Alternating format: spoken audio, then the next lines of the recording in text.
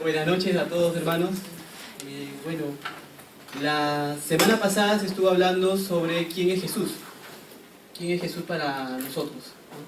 ¿No? Y una de las cosas que creo que nosotros debemos entender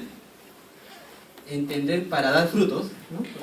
Estaba leyendo también parte de la palabra donde dice que la semilla que cae en buena tierra son los que entienden y dan frutos.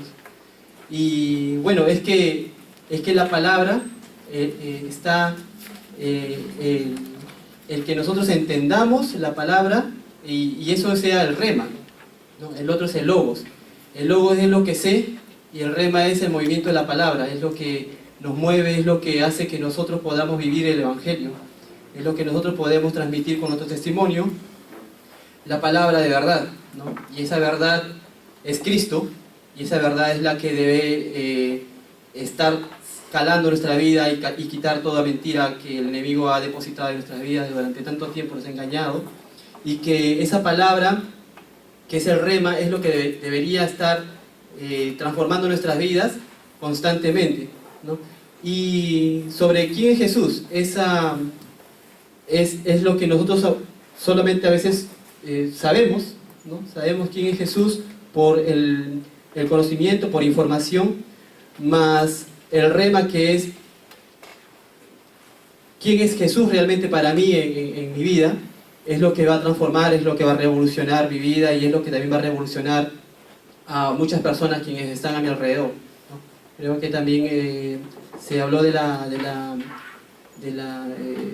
fidelidad, ¿no? También se habló de la verdad, ¿no? Que la verdad es Cristo, ¿no? Y que bueno, a mí más me cautivó la palabra de que no solamente hay que saber, ¿no? Sino que hay que vivir la palabra. Bueno, eso es lo que quiero compartir. Gracias. Amén. Gracias, Antonio. Quiero pedirle al pastor Vivela que nos pueda ayudar también en esta parte con un resumen. ¿No? ¿Alguien que esté dispuesto? ¿Que esté listo? Nelly. Muy bien, Nelly. Nelly Kamen, por favor.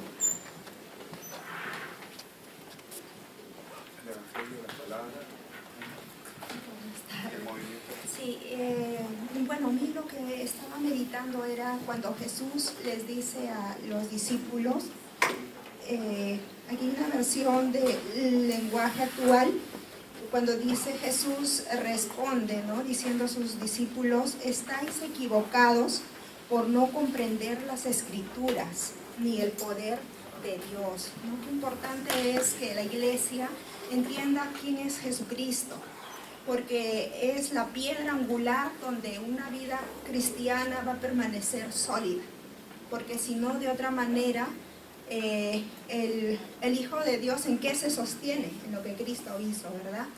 Y también me recordaba el versículo cuando dice que nosotros debemos trabajar por la comida que no perece, ¿verdad? Y eso es conocer al Señor, conocer la obra redentora de Cristo, porque todo se sostiene en lo que Él hizo, ¿no? Y bueno, también estaba comentando el pastor que hablaba del pueblo de Dios que fue llevado al desierto. ¿Y por qué estaba en el desierto, no? Era la pregunta para que ellos vean qué había en su corazón, ¿no? Ahí podíamos ver al pueblo como en lugar de reconocer lo que Dios había hecho, caía en murmuración, en lamento, porque no conocía a su Dios. Y bueno, eso no ha cambiado hasta el día de hoy. Nosotros podemos pasar por valles de problemas, por desiertos, pero ¿qué sale de nuestro corazón? ¿No? ¿Qué sale? ¿Realmente está nuestra confianza en Dios? ¿No? A veces estamos juzgando no espiritualmente lo que Dios quiere hacer, sino estamos viendo el problema temporal, el problema superficial. Nosotros ya tenemos que aprender a conocer a Dios y ver, ¿no? Buscar los... estaba viendo que los problemas Dios nos permite estar en el desierto para conocer, sí, qué hay en nuestro corazón, pero también para poder ver como hijos de Dios cuál es el plan en medio de ello, ¿no? Y debemos estar en constante comunión con Dios, conocer, ¿no? Y esforzarnos en eso, que es la verdadera comida que nos va a mantener sobre la roca, firmes. Eso era, pastor, lo que más o menos. Gracias, Nelly. Y quiero pedirle, bueno, ahora sí, Pastor Vela, ahora sí ya está listo.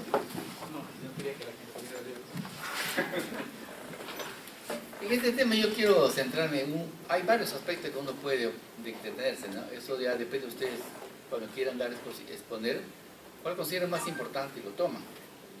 En este caso, la dependencia de Dios, hoy tuve mi devocional yo les doy una clave para que ustedes puedan disfrutar la Biblia. Cuando lean un capítulo, ustedes mismos resúmanlo y quédense con tu resumen. De esa manera te quedas no solamente con tu lectura, sino con tu resumen que tú has hecho, qué es lo que Dios te está hablando.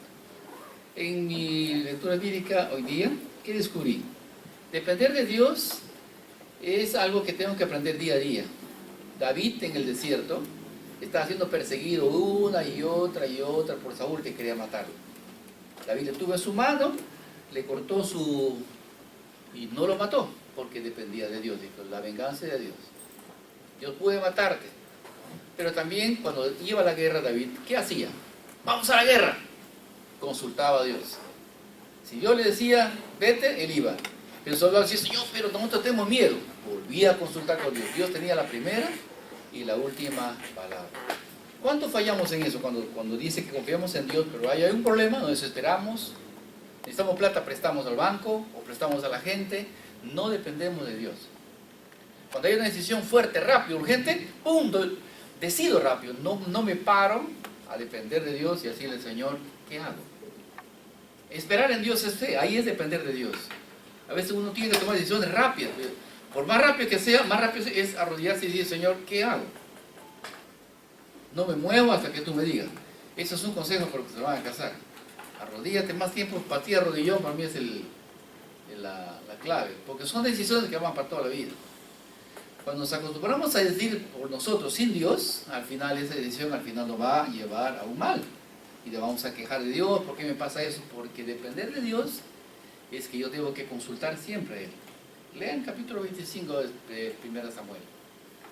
Capítulo 24, 25. David, ¿cómo dependía? Para todo consultaba. Menos mal que un sacerdote fue viendo llevándose el efod. El efod consultaba a Dios y Dios le decía así, ¿voy a ir o no? Otra guerra. Si yo debo ir con los filisteos, sí, ve. Como no le contestaba, digo, ¿voy a ir? Ve. ¿Voy a ir? Ve. Él no se movía por su fuerza, porque la Biblia dice, no es con fuerza ni con espada, sino con espíritu. Él sabía eso. Así que ¿cuándo nosotros pecamos en eso? ¿Cuándo nosotros a veces tomamos decisiones? ¡Pum! Ya lo hice, gracias. Después dice, gracias, Señor, como si Dios se hubiera dado permiso. Y no es así. Dile a tu hermano, no es así, dile. No es así. Muchas gracias, Pastor Luis Vela.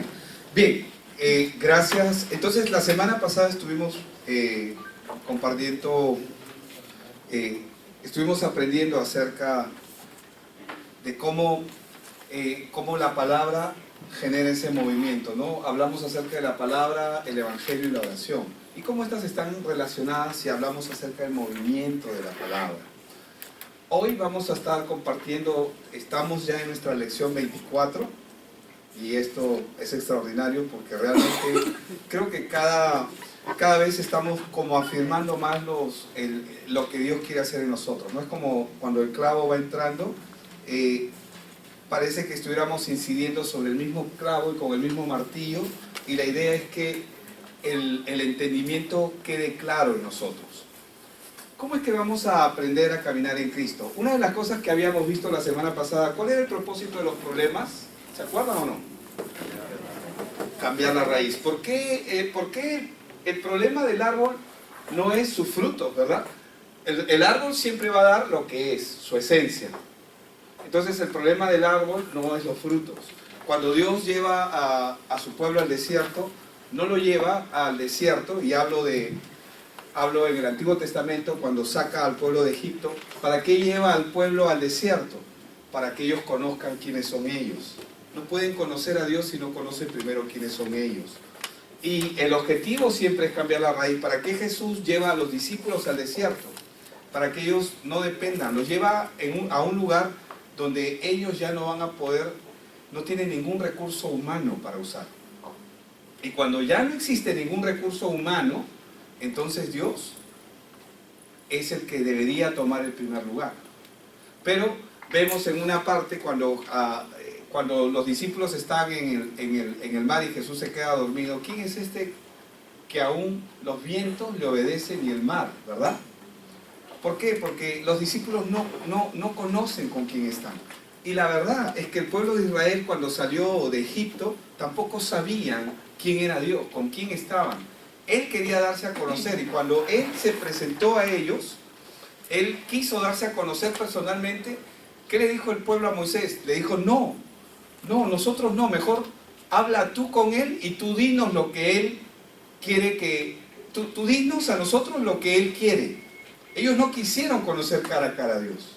Y es exactamente lo mismo que ocurre ahora. Mucha gente lo único que hace es se sostiene de lo que recibe los domingos, o prefiere que alguien le diga lo que tiene que hacer, pero no nos atrevemos a conocerlo verdaderamente. Pero ¿cuál es el propósito nuestro? El propósito nuestro es aprender a caminar con Dios, y ese aprender a caminar es sí o sí. Dios no se va a saltar ningún proceso, amén. Y yo creo con todo mi corazón que en la iglesia donde Dios nos ha puesto, creo que hemos sido llamados a tener un conocer de Dios vivencial, real, auténtico. Esa es la razón por la cual nosotros estamos aquí. Entonces, ¿por qué mucha gente busca a alguien que le diga su futuro? ¿Se han dado con ese tipo de cosas o no? Porque quieren estar tranquilos o porque quieren escuchar que alguien los afirme en lo que ellos quieren hacer. Cuando nosotros queremos escuchar lo que queremos hacer, siempre vamos a buscar a alguien que nos diga lo que nosotros queremos escuchar. O la gente está buscando a alguien que le diga las cosas, y estoy hablando de la gente que no tiene a Dios, por cierto, porque no saben hacia dónde se están dirigiendo. Y eso es así. En la iglesia, este problema de la gente que no conoce a Dios, también la iglesia, hermanos en Cristo, tienen este problema, que no conocen a su Dios. No lo conocen. Y si no conocemos, o al menos, si no lo conocemos, si conocemos o al menos tenemos certeza de nuestro futuro, entonces, si nosotros conociéramos lo que va a pasar en el futuro, entonces ya no tendríamos que perder energías en preocupaciones o afanes que nos desenfoquen, porque sabemos muy bien hacia dónde vamos. Pero mientras el hombre no sabe hacia dónde va, siempre va a tratar de poner su energía, su esperanza en cosas en la cual él quiere aferrarse. Es por eso que existe una diferencia entre caminar con Cristo y caminar en Él. Y el propósito es aprendiendo a caminar en Cristo. Aprendiendo a caminar en Cristo. Ahí yo puse aprendiendo a caminar con Dios, pero es aprendiendo a caminar en Cristo. ¿Por qué? Porque una cosa es caminar con es al lado de, en es dentro. Y la idea es que nosotros aprendamos a caminar en Cristo. Entonces, para esto yo quiero primero leer lo que la Biblia dice en Efesios capítulo 2, verso del 1 al 10. Y vamos a leer verso por verso, y lo que vamos a hacer es ir desmenuzándolo. Dice que Él, os dio vida a vosotros, ¿verdad? Cuando estabais muertos en vuestros delitos y pecados, en los cuales dice, anduvisteis en otro tiempo siguiendo la corriente de este mundo. Ya sabemos que cuando se habla de la corriente de este mundo, se refiere al sistema que mantiene al hombre separado de Dios, y que el objetivo de ese sistema es llevarlo a la segunda muerte, es decir, a la separación eterna de Dios. Dice, conforme al príncipe de la potestad del aire. Ya sabemos que se refiere a Satanás, el espíritu que ahora opera, ¿en quién? En los hijos de desobediencia. ¿De quién está hablando? Está hablando de la descendencia de Adán después de la caída. verso 3. Dice, entre ellos vivíamos también todos nosotros en otro tiempo. ¿Qué significa eso? Que todos éramos, por herencia, hijos espiritualmente del diablo. Dice, andando en los deseos de nuestra carne, dice. ¿Verdad? ¿Qué significa andar en los deseos de nuestra carne? Que el hombre vive atrapado en su naturaleza caída. Y eso es algo que se da de todas maneras. El hombre está condenado, lamentablemente, a vivir atrapado en su naturaleza caída. Es solamente cuestión de tiempo. Dice, haciendo la voluntad de la carne. ¿Qué significa eso? Que nuestros deseos, hacer la voluntad de la carne, ¿qué es? Significa que nuestros deseos tienden a dominarnos. Nuestros deseos tienen esa tendencia a capturarnos. Nuestros deseos terminan por dominarnos. Y de los pensamientos. ¿Por qué habla de los pensamientos? Aquellos que están atrapados, ya sea en enfermedades mentales, como el caso que vimos el día jueves pasado, de esta cantante Sidney O'Connor, que le diagnosticaron una enfermedad mental, bipolaridad. Ella está atrapada, está sufriendo, y así mucha gente está atrapada. Algunos están haciendo la voluntad de la carne, otros están haciendo la voluntad de sus pensamientos. Dice, y éramos por naturaleza hijos de ira. ¿Qué significa eso? Muertos espiritualmente. Como consecuencia, el destino final de esa persona es el infierno. Lo mismo que los demás. Es decir, toda la humanidad que nace bajo esta condición. Pero Dios, dice el verso 4, que es rico en misericordia por su gran amor con que nos amó. ¿Cómo nos amó Dios? Génesis 3:15. Amén. Nos da la respuesta para el problema del hombre, la venida del Mesías, la venida del Cristo, de nuestro Salvador. ¿Qué significa eso? Que no nos abandonó. Él nunca nos abandonó, amén, sino que siempre tuvo la promesa. Dice, verso 5, aún estando nosotros muertos en pecados, nos dio vida juntamente con Cristo, y dice ahí, por gracia, sois salvos, juntamente con Él, dice, nos resucitó. ¿Por qué? Porque los que estamos en Cristo hemos vuelto a nacer. Amén. Hemos sido renacidos, hemos renacido. Y así mismo, dice, nos hizo sentar en los lugares celestiales con Cristo Jesús. ¿Qué hizo el Señor? O sea, no solamente nos hizo nacer a través de su Hijo, sino que nos ha dado un lugar privilegiado como hijos. Para mostrar, dice, en los siglos venideros, las abundantes riquezas de su gracia en su bondad para con nosotros en Cristo Jesús. Y añade en el verso 8, porque por gracia sois salvos por medio de la fe. ¿Qué significa eso? Que no existe mérito alguno de ningún hombre. Nadie es merecedor de la salvación. Absolutamente, nadie. ¿Amén? Yo sé que eso es claro, pero igual lo tengo que mencionar. Nadie es merecedor, nadie tiene ningún mérito que pueda hacer para lograr eso. Y ahí añade, dice, ¿no? Y esto no de vosotros, pues es don de Dios. ¿Qué significa? Que es un regalo de Él. No por obras, y nuevamente añade, para que nadie se gloríe. No por obras. Amén. Cualquier cosa que yo haga para el Señor, nunca va a ser suficiente. Él solamente se agrada de una sola obra, la que hizo su Hijo Jesucristo.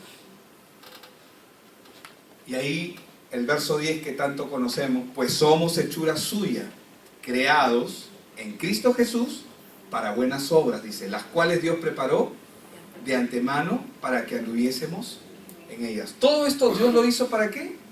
Para que nosotros seamos hechura suya. Todo esto lo hizo para que nosotros seamos creación de Él. Como dice, creados en Cristo Jesús para buenas obras, las cuales Dios preparó de antemano para que anduviésemos en ellas. Eso que acabamos de mencionar, hemos leído Efesios capítulo 2, verso del 1 al 10, esa es nuestra realidad. Amén. Es una realidad que nosotros tenemos, con la que nosotros contamos, que portamos. Pero ¿cuál es el punto acá? Que no todos somos conscientes de esa realidad. Y justamente el tema de hoy es que tenemos que aprender a caminar en Cristo. La Biblia dice en Hebreos 13:8. ¿Qué es lo que dice ahí? Que Jesucristo es el mismo de ayer, el de hoy y por los siglos. ¿Él ha cambiado? ¿La obra de Dios ha cambiado? La obra de Dios y sus planes es lo mejor que puede haber.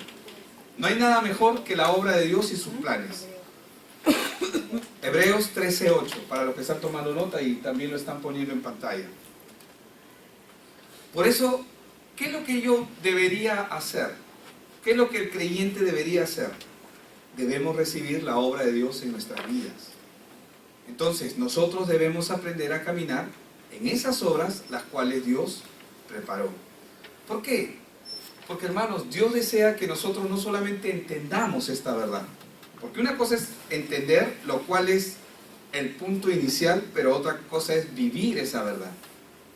Dios quiere que nosotros vivamos bajo esa verdad, lo que significa esa verdad y lo que representa esa verdad, porque caminar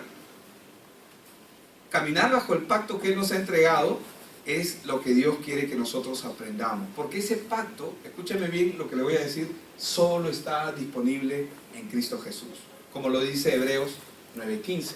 Y en Hebreos 9:15 la palabra dice, por eso dice, y lo voy a leer, Cristo, dice, es mediador, así que por eso es mediador de un nuevo pacto, dice, para que interviniendo muerte para la remisión de las transgresiones que había bajo el primer pacto, los llamados reciban la promesa de la herencia eterna. En la versión 60 dice, porque por eso Cristo es mediador de un nuevo pacto para que interviniendo muerte para la remisión de los pecados cometidos bajo el primer pacto.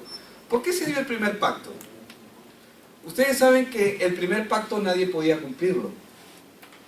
Entonces, ¿por qué se dio?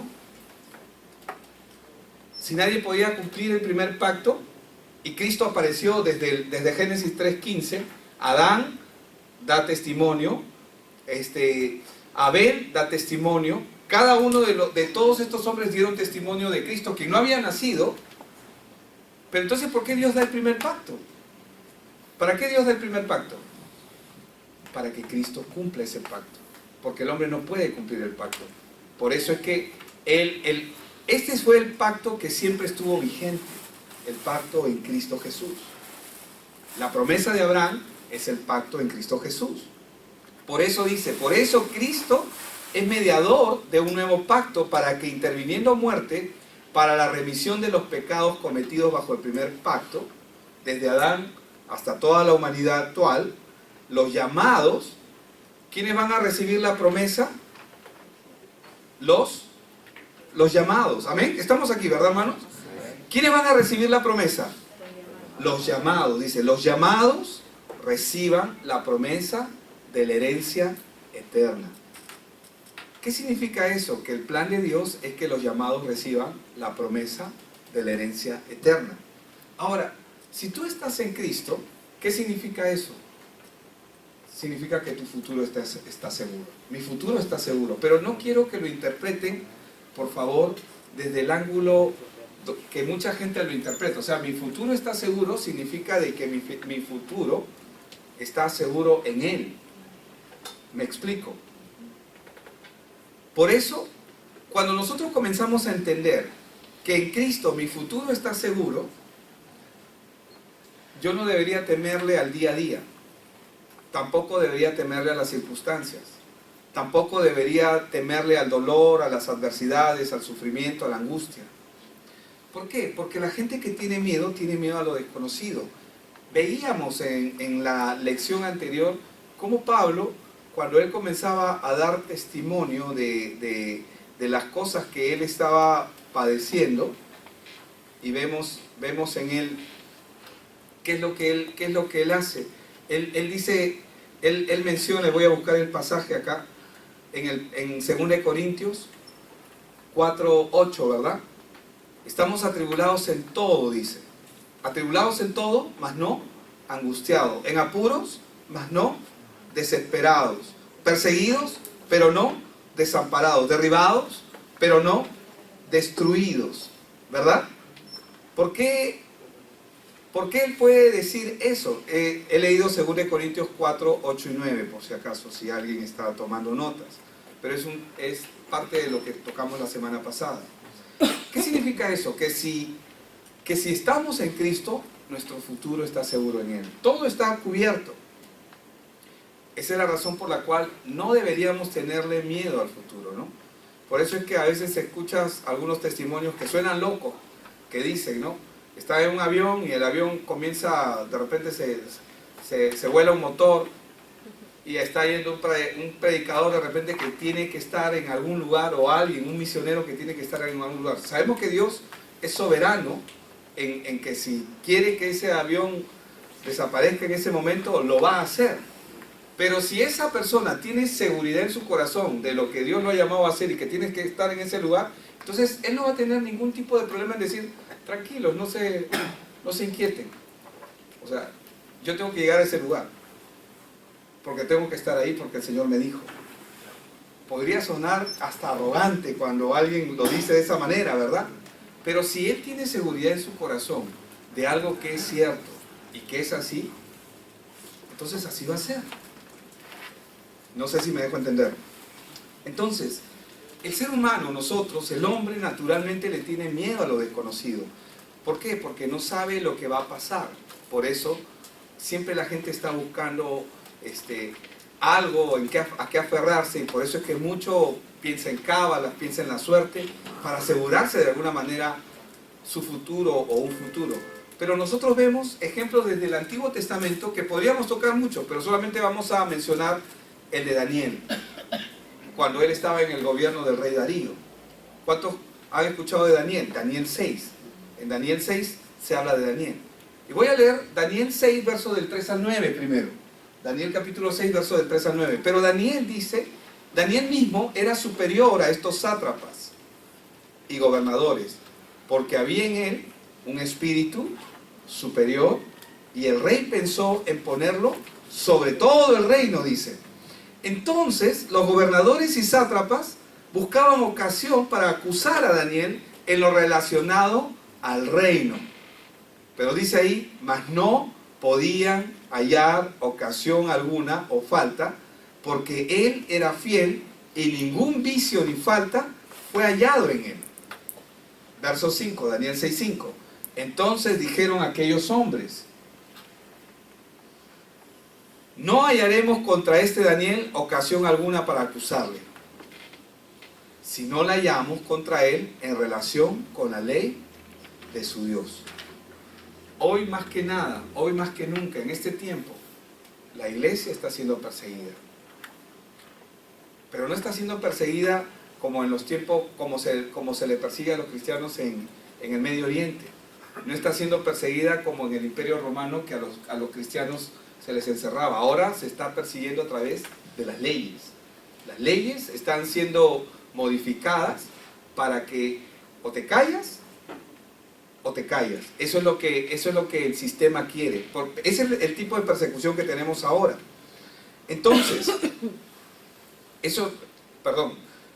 lo decía por la ley, por si acaso. Es lo que la ley quería decir, ¿no? Porque a veces me están mirando mal. No le he dicho a nadie que se calle. Más bien nosotros tenemos que hablar. Amén, dar el evangelio. Entonces, estos gobernadores y sátrapas, dice en el verso 6, se juntaron delante del rey. Dime si eso no es el mismo mecanismo que se usa ahora. Es lo mismo. Satanás no tiene nada nuevo. Y se juntaron delante del rey y le dijeron así, Rey Darío, para siempre vive, ¿no? Siempre pasándole la mano. Todos los gobernadores del reino, magistrados, sátrapas, príncipes y capitanes han acordado por consejo que promulgues un edicto real y lo confirmes. Que cualquiera que en el espacio de 30 días demande petición de cualquier dios u hombre fuera de ti, oh rey, sea echado en el foso de los leones. ¿Qué está buscando? ¿Qué están buscando? No era una ley para favorecer al rey Darío. Ese no era el objetivo. Pero sí tocaron su ego. Pero tocaron su ego. Él estuvo de acuerdo. Él estuvo de acuerdo. Como mucha gente se toma la foto, ¿verdad? Porque alimentan el ego. Ahora, oh rey, dice el verso 8, confirma el edicto y fírmalo, para que no pueda ser revocado conforme a la ley de Media y de Persia, la cual no puede ser abrogada, ni el mismo rey, una vez haciéndolo, podía revocarla. Firmó pues el rey Darío el edicto y la prohibición. Eso fue lo que ocurrió. Hermanos, Darío, ciertamente cuando se dio cuenta que esto era contra Daniel directamente, él intentó cambiar las cosas, pero ya no pudo hacerlo. Se vio obligado a cumplir el edicto real y Daniel, muy interesante esto, porque aquí nosotros vemos la vida de una persona que está alineada, que ha aprendido a caminar con Dios, que ha aprendido a caminar en Cristo, conoce quién es su Señor y no tiene problemas, porque Daniel no se rehusó a entrar al foso de los leones, no se defendió. Podría decirse que él estaba tranquilo. Vamos a ver Daniel 6, el verso 16. Entonces el rey mandó y trajeron a Daniel y le echaron en el foso de los leones. Y el rey dijo a Daniel, el Dios tuyo, a quien tú continuamente sirves, ¿era visible o no era visible su vocación, su lealtad, su devoción al Señor? Era visible, ¿verdad? Y él lo sabía. Y ojo que Darío era amigo de Daniel, lo quería. El rey dijo a Daniel, el Dios tuyo a quien tú continuamente sirves, Él te libre. Y fue traída una piedra y puesta sobre la piedra, sobre la puerta del foso, la cual selló el rey con su anillo, dice, ¿no? Y con el anillo de sus príncipes, para que el acuerdo acerca de Daniel no se alterase. O sea, llamaron testigos para que todo eso se dé tal cual como el edicto había dicho, y sellaron la fosa con los anillos reales. Es decir, pusieron cera ahí y pusieron el anillo. Luego dice, luego el rey se fue a su palacio y se acostó. Ahí no lleva acento, ahí dice ayuno, ¿no? Se acostó ayuno, o sea, sin haber comido. Ni instrumentos de música fueron traídos delante de él, y se le fue el sueño, dice.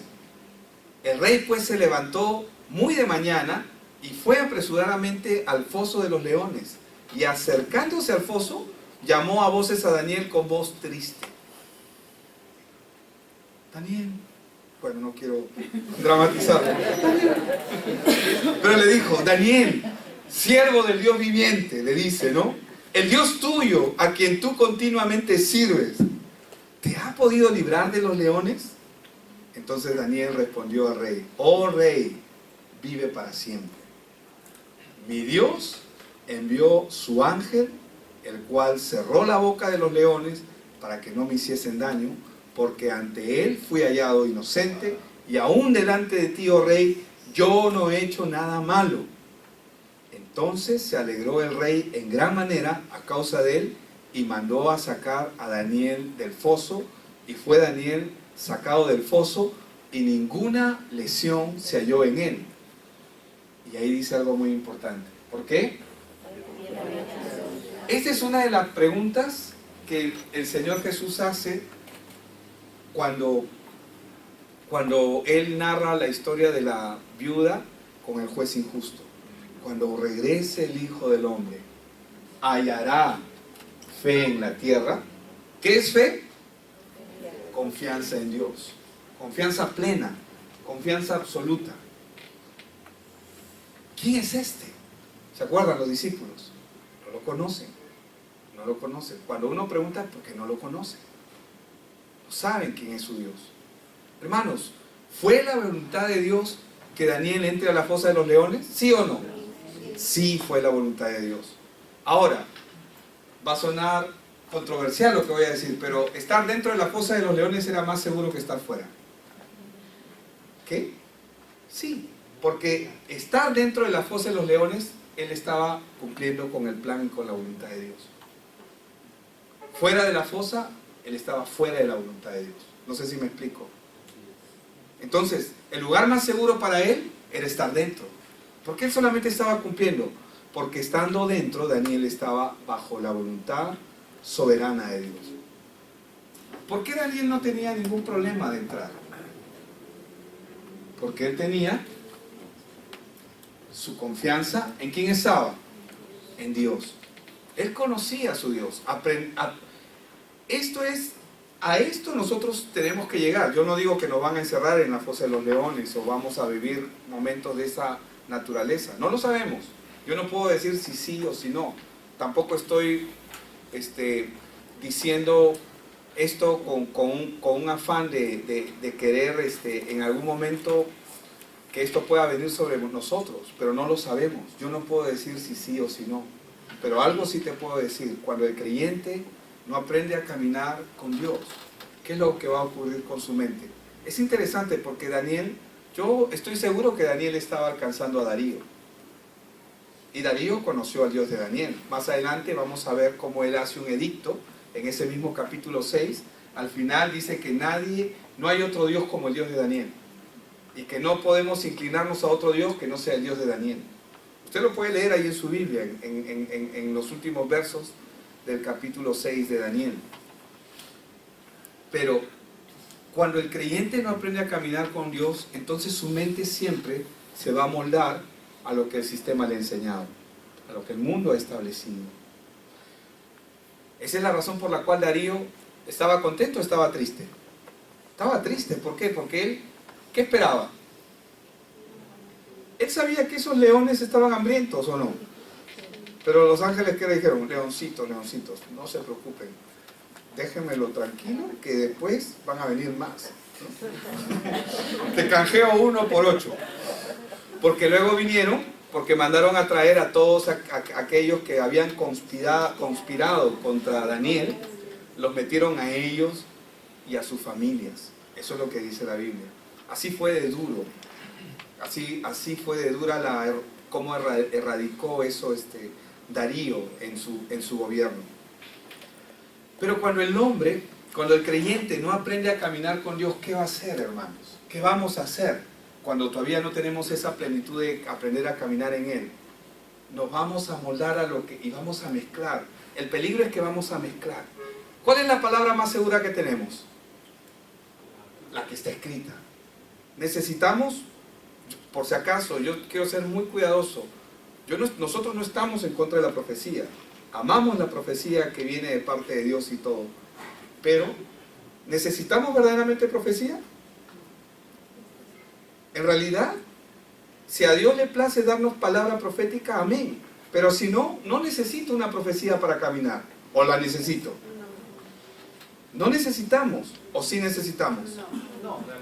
No, pues no. Me gusta como lo has dicho. No realmente. Porque es verdad. Pero cuando el hombre no entiende este tipo de cosas, ¿qué es lo que va a ocurrir? Comen 12 uvas para recibir el año nuevo. Bueno, pero eso no pasa aquí, espero.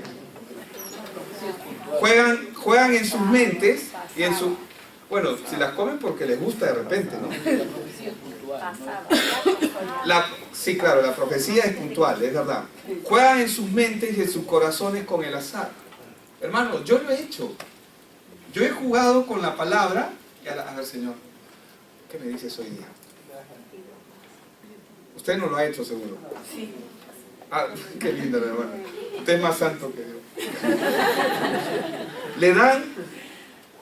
Salen a dar una vuelta con las maletas porque quieren viajar, quieren salir de viaje. O se hacen baños de flores, hacen ofrendas. Ojo con lo que voy a decir. Mezclamos, estando en el Evangelio, mezclamos porque comenzamos a esperar una palabra de alguien cuando la palabra ya la tenemos. Queremos una afirmación que alguien nos dé cuando las cosas ya las tenemos claras. ¿Pero por qué hacemos eso? Eso se llama incredulidad. Eso se llama incredulidad. Podemos hacer ofrendas de sacrificios en altares o pactos. O sea, ¿cuál sería el propósito de que yo haga un pacto con Dios? Si la Biblia dice cuando des promesa a Dios, o cuando des tu palabra, o cuando hagas pacto a Dios, dice, cuídate, dice, de cumplir con lo que has prometido. Es un suicidio eso, ¿o no? Es un suicidio. Hacer un pacto con Dios es un suicidio, porque cuídate de cumplir lo que vas a hacer, porque va a llegar un momento en que puedes caer de eso. Yo conozco mucha gente, y no voy a decir sus nombres, porque no están aquí, amén, pero que hacen ofrendas, hacen sacrificios, hacen pactos, hacen altares con Dios mismo. Y no necesitamos eso, o lo necesitamos. Realmente no necesitamos. Realmente no lo necesitamos. O buscan una buena cábala que les traiga resultados. Y todo esto lo hace ¿por qué? Porque aún aprende a caminar en Dios. No aprende a caminar con Dios. No le conoce y no conoce su corazón.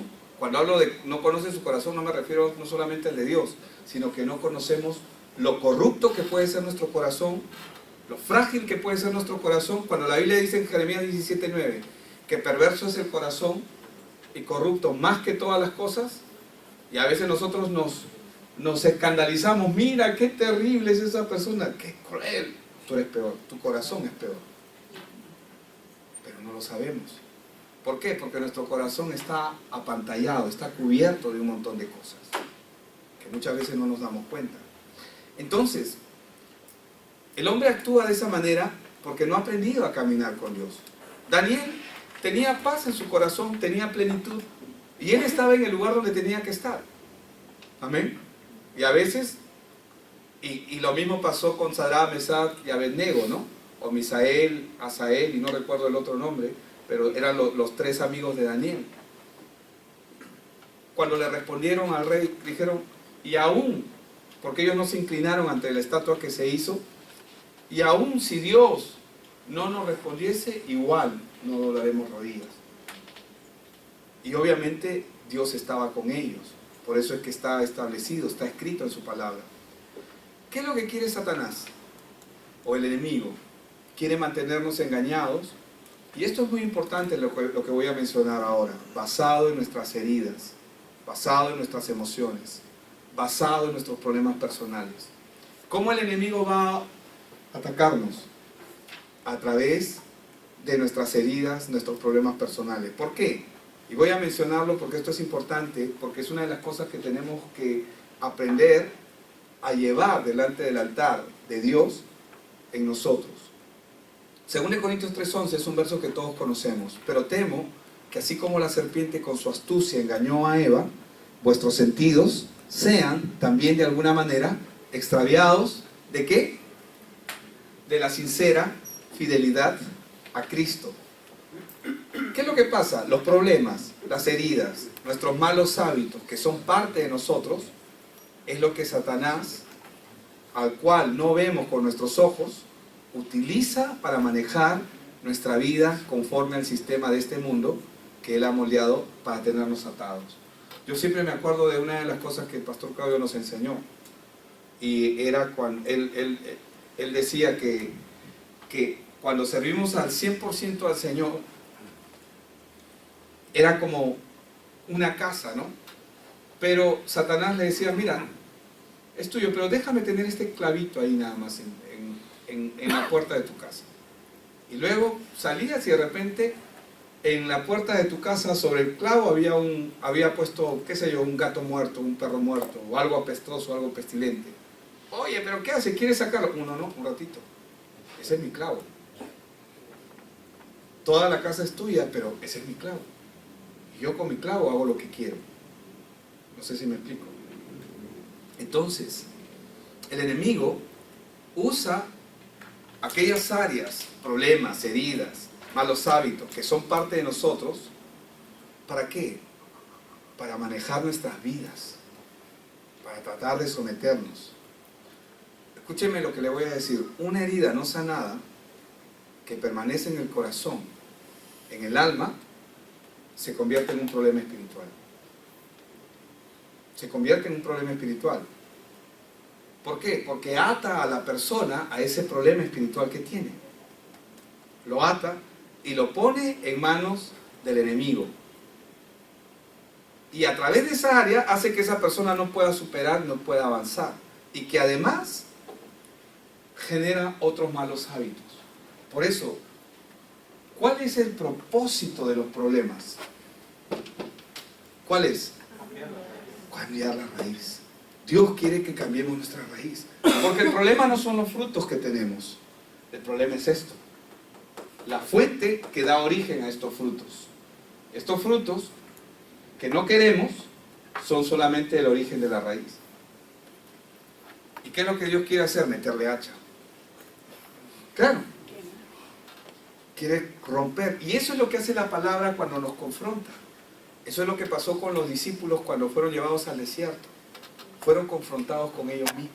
Eso fue lo que pasó con el pueblo de Dios cuando sale de Egipto, cruza el mar cruza el mar rojo. ¿Y qué es lo que hace el Señor con ellos? Confronta su raíz. Él quería cambiar su raíz. Él siempre quiere cambiar nuestra raíz. ¿Por qué? Porque ese es el problema que el hombre tiene. Por eso está el énfasis en la palabra cuando dice que Él nos dio vida cuando estábamos muertos en nuestros delitos y pecados. Esa clase de vida que Él nos ha dado es lo que Él es la que Él quiere en que nosotros aprendamos a caminar. Si no aprendo a caminar en Él, entonces seguiré caminando bajo el sistema. No importa si voy a la iglesia. No sé si me dejo entender. ¿Y qué es lo que voy a empezar a ver? Voy a empezar a ver que mis problemas son grandes. Voy a empezar a ver que estos problemas empiezan en nuestra familia. Porque los grandes problemas no empiezan afuera, por si acaso, empiezan en casa. Empiezan en nuestra propia familia, dentro de nuestra propia casa. Empiezan en nuestro hogar. Empieza con el esposo, la esposa, entre padres, entre hijos, entre hermanos. Los verdaderos problemas empiezan ahí. Y las heridas más grandes empiezan ahí. Ahora, con esto, ¿qué es lo que trato de decir? Cuando nosotros venimos a Cristo, todo esto ha sido quebrantado. Pero ¿cuál es el problema aquí? El problema es que si seguimos arrastrando estas cosas. Y si yo no veo correctamente, sino veo conforme al sistema, si no tengo la palabra, si no aprendo a caminar con Dios, ¿cómo voy a ver? Voy a ver cómo vio Darío. ¿Cómo vio Darío? Con pena. Él ya lo daba por muerto. ¿Por qué? Porque él conforme al sistema. ¿Por qué Darío lo ve como muerto y Daniel está tranquilo? Porque Darío no conoce a Dios. Daniel sí. Darío no sabe quién es su Dios. Solamente ha escuchado del Dios de Daniel. Solamente sabe que él rinde culto a Dios. Solamente él sabe que 3 veces al día se arrodilla y está clamando a él. Que le rinde honor, tributo, honra. Pero Darío no conoce a Dios. Por eso es que él va a seguir el molde del mundo, a pesar de que es amigo de Daniel. Y probablemente Daniel ha compartido con él. Entonces, cuando esto ocurre, cuando el hombre no aprende a caminar con Dios, se va a enfadar consigo mismo, se va a enfadar en su casa, se va a enfadar en su familia. Por eso es que una de las cosas importantes que nosotros tenemos que aprender es aprender a caminar con Dios. Pero aprender a caminar con Dios es aprender a trabajar con nuestros problemas. ¿Por qué con nuestros problemas? Porque tened por sumo gozo cuando os halléis en diversas pruebas. ¿Por qué? Porque ¿qué hacen las pruebas? Producen paciencia, ¿no? Paciencia viene de paz. Pero ¿por qué? Porque a través de los problemas nosotros podemos ver la mano de Dios. Y a través de experimentar la mano de Dios es que nuestra raíz, esto que está acá abajo del tallo, eso que está acá abajo, solamente a través de los problemas es que nosotros vamos a producir cambio. ¿Por qué a través de los problemas? Porque a través de los problemas es donde Dios se va a manifestar. Ver con ojos correctos es ver con los ojos del Evangelio. Por eso el creyente que camina bajo el pacto, es decir, entendiendo quién es Cristo, entiende que Dios tiene la soberanía y el control de su vida. Yo sé que nosotros lo sabemos aquí, pero yo quisiera seguir experimentándolo en mi propia vida. Y créanme que lo experimento día a día. La vez pasada oré, Señor, para que nuestra fue sea a prueba y terminó el servicio y mi fe tuvo que ser puesta a prueba. Y créame que no es fácil. Amén. ¿Quién dijo que es fácil? Pero, ¿por qué Dios produce los problemas? Porque Él quiere cambiar nuestra raíz. Romanos 8, 28 al 30 dice: sabemos además que a los que aman a Dios, todas las cosas les ayudan a bien, dice. Esto es, a los que conforme a su propósito son llamados. Romanos 8 del 28 al 30. A los que antes conoció, también los predestinó para que fuesen hechos conformes, a la imagen de su Hijo, para que Él sea el primogénito entre muchos hermanos. Y a los que predestinó, a estos también llamó, y a los que llamó, a estos también justificó, y a los que justificó, a estos también glorificó. ¿Por qué es importante entender esto? Porque cuando nosotros tenemos esa certeza en nuestro corazón, entonces vamos a poder discernir las circunstancias. ¿Cuál era el objetivo con Daniel? Que Daniel entre a la fosa de los leones, y para que todo el mundo diga solamente que Daniel fue puesto a prueba, ¿o cuál fue el objetivo mayor ahí? El plan de Dios, sí. El edicto real. ¿Cuál fue el edicto real? Que no hay otro Dios como el Dios de Daniel. Que nadie se puede inclinar a otro Dios que no sea el de Daniel. ¿Por qué? Porque el Dios de Daniel se dio a conocer. ¿Y lo usó a quién? A Daniel. Y eso es lo que va a ocurrir.